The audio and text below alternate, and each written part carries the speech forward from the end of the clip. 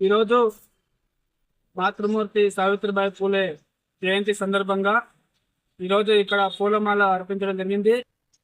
అయితే గతంలో ఆమె చదువు నేర్పడానికి కారణం ఏంటంటే, మనవాదానికి మూలమైనటువంటి మనుస్మృతి ఆధారంగా చూస్తే మరి ఈ దేశంలో శూద్ర వర్గాలకు అయినటువంటి బీసీ ఎస్సీ ఎస్టీ వర్గాలకు చదువుకునే హక్కు లేదు, వాళ్ళు ఆస్తి హక్కు లేదు, మళ్ళీ అన్ని హక్కులు వాళ్ళకు చెందకూడదనే ఒక మనుస్మృతి యొక్క ఆధారంగా ఉండడంతో మరి ఈ దేశంలో మొట్టమొదటిగా మరి వాటన్నిటికీ తెగించి మహాత్మా పూలే గారు మరి చదువు నేర్చుకొని మరి తన భార్య అయినటువంటి సావిత్రిబాయి పూలే గారికి చదువు నేర్పుకొని మరి ఈ దేశంలో ఉన్న మహిళలకు, అదేవిధంగా శూద్ర వర్గాలకు, అతి శూద్ర వర్గాలకు చదువు నేర్పి ఈ దేశంలో జ్ఞానాన్ని నేర్పించినటువంటి మొట్టమొదటి మహిళ సావిత్రిబాయి పూలే గారు.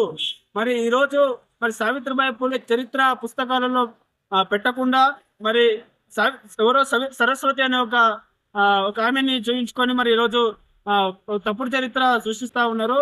మరి దేశంలో మొట్టమొదటిగా చదువు నేర్పి మరి మన కోసం తమ ప్రాణాలను సైతం త్యాగం చేసిన త్యాగమూర్తులు మహాత్మా పూలే గారు, సావిత్రిబాయి పూలే గారు. దయచేసి దీన్ని గమనించాలి.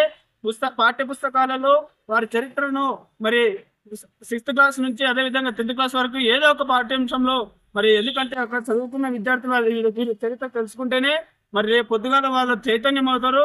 వాళ్ళు ఏ రకంగా ఎదగాలి, సమాజానికి ఏ రకంగా సేవ చేయాలనేది వాళ్ళు పునరాలోచన చేసుకుంటారు. కాబట్టి దయచేసి ప్రభుత్వాలకు కూడా మేము విజ్ఞప్తి చేస్తా ఉన్నాము, వారి చరిత్ర పుస్తకాలలో పెట్టాలని కోరుకుంటా ఉన్నాము. నేను మీ నౌపేష్ శ్రీకాంత్ గుజరాత్.